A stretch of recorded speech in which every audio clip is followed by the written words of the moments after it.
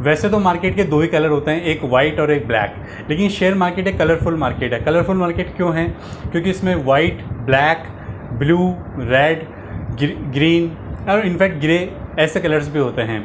अगर हम वाइट और ब्लैक की बात करें तो वाइट और ब्लैक में बहुत बड़ा फ़र्क है, क्योंकि वाइट मार्केट एक लीगल मार्केट कहलाता है, जो कि एक लीगल बॉडी द्वारा रेगुलेट किया जाता है। अगर हम शेयर मार्केट या शेयर बाज़ार की बात करें तो obviously stock exchange board of India SEBI इसे रेगुलेट करता है, और जो भी ट्रांजेक्शन्स होते हैं, चाहे वो NSE के प्लेटफॉर्म पे हों या BSE के प्लेटफॉर्म पे हों, सारे ट्रांजेक्शन्स सेबी द्वारा रेगुलेट किए जाते हैं। अब बात करते हैं ब्लैक मार्केट की, तो ऑब्वियसली ब्लैक मार्केट एक इलीगल मार्केट होता है, इसलिए हम किसी भी वे में ब्लैक मार्केट को सपोर्ट नहीं करते हैं और ना ही मैं उस पर कोई कमेंट करना चाहूँगा। बात करें अगर रेड मार्केट की या ब्लू या ग्रीन की, तो जब भी आपने देखा होगा कि जब भी आप किसी स्क्रीन पे या टीवी में कोई भी स्क्रिप्ट की प्राइस अगर प्रीवियस क्लोज से अगर ऊपर होती है तो वो ग्रीन या ब्लू में इंडिकेट होती है, अगर वो नीचे होती है तो वो रेड में इंडिकेट होती है। अब बात करते हैं हमारे फोरमोस्ट टॉपिक की, ग्रे मार्केट क्या है? ग्रे मार्केट एक ऐसा मार्केट है जो हमें अनलिस्टेड सिक्योरिटीज़ या जो सिक्योरिटीज़ एक्सचेंज के प्लेटफॉर्म से सस्पेंड हो गई है उनमें ट्रेड करने की अपॉर्चुनिटी देता है, चाहे हमें बाय करना हो या हमें सेल करना है। तो ग्रे मार्केट कोई बहुत बड़ा मार्केट नहीं होता, ग्रे मार्केट एक बहुत ही छोटा सा मार्केट है, क्योंकि ये certain set of individuals, operators या डीलर्स द्वारा ऑपरेट किया जाता है। ग्रे मार्केट को समझने के लिए 3 टर्मिनोलॉजी को जानना जरूरी है। पहली टर्मिनोलॉजी है GMP, जिसकी फुल फॉर्म होती है ग्रे मार्केट प्रीमियम। दूसरी टर्मिनोलॉजी है कोस्टक रेट या कोस्टक प्रीमियम, और तीसरी एंड लास्ट टर्मिनोलॉजी है S2A, शॉर्ट टू अलॉटमेंट। आइए जानते हैं ग्रे मार्केट की तीनों टर्मिनोलॉजी की। ग्रे मार्केट की पहली टर्मिनोलॉजी GMP, आइए इसको समझते हैं। XYZ लिमिटेड एक कंपनी है जो अपना initial public offering IPO market में लेके आ रही है, और XYZ लिमिटेड 15 शेयर्स की एक बिड ऑफर कर रही है, जिसका पर शेयर प्राइस है 1000 रुपये, यानी टोटल बिड एप्लीकेशन अमाउंट हो गया 15,000 रुपये। लेकिन अगर ग्रे मार्केट में बात करें तो ग्रे मार्केट में वो प्राइस 15,000 की जगह 18,000 रुपये चल रही है। इसका मतलब क्या हुआ? इसका मतलब ये हुआ कि ग्रे मार्केट में XYZ लिमिटेड का एक शेयर की प्राइस 1,000 रुपये नहीं होके 1,200 रुपये है, और एक एप्लीकेशन का बिड अमाउंट 15,000 नहीं होके 18,000 रुपये। ये जो डिफरेंस है एक बिड की एप्लीकेशन का 3,000 रुपये, यही ग्रे मार्केट प्रीमियम कहलाता है। कि यानी अगर किसी इंडिविजुअल या किसी ट्रेडर या इन्वेस्टर को आज की तारीख में अगर XYZ लिमिटेड के शेयर्स को अलॉटमेंट से पहले अगर ख़रीदना है तो वो ग्रे मार्केट के थ्रू खरीद सकता है, और उसको एक शेयर के 1000 की जगह 1,200 रुपये पे करने पड़ेंगे, यानी पर शेयर 200 रुपये का प्रीमियम उसको एक्स्ट्रा पे करना पड़ेगा। ये ग्रे मार्केट प्रीमियम कहलाता है। ग्रे मार्केट की दूसरी टर्मिनोलॉजी की जो है कोस्टक रेट या कोस्टक प्रीमियम। देख कोस्टक क्या होता है? फॉर एग्जाम्पल एक इंडिविजुअल हैं जिन्होंने अपने ब्रोकर के थ्रू IPO की XYZ लिमिटेड की एक बिड लगाई।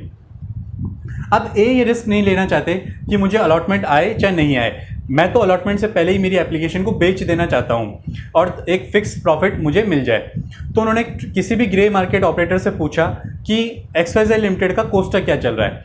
For example grey market operator ने कहा कि XYZ लिमिटेड का कोस्टक एक एप्लीकेशन का 500 रुपये है। इसका मतलब क्या हुआ कि XYZ लिमिटेड की IPO में इंडिविजुअल को अलॉटमेंट आए या चाहे नहीं आए, उनको 500 रुपये का मुनाफा पक्का है।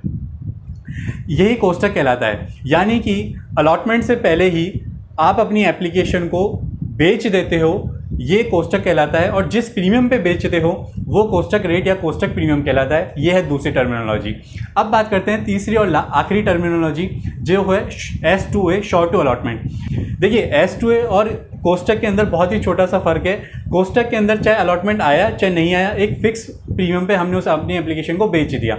वहीं S2A शॉर्ट अलॉटमेंट में अगर हमें अलॉटमेंट कंफर्म होगा तो वो एप्लीकेशन का हमने जिस प्रीमियम पे उस एप्लीकेशन को बेचा है वो हमें प्रॉफिट मिलेगा, अगर अलॉटमेंट नहीं आता तो हमें प्रॉफिट नहीं मिलेगा।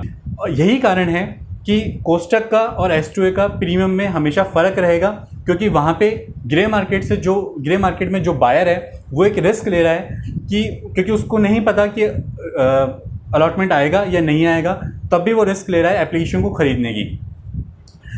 लेकिन शॉर्ट अलॉटमेंट में वहीं रिस्क कम है, क्योंकि उसको सेलर को पैसा तभी देना है जब वो अलॉटमेंट कंफर्म होगा।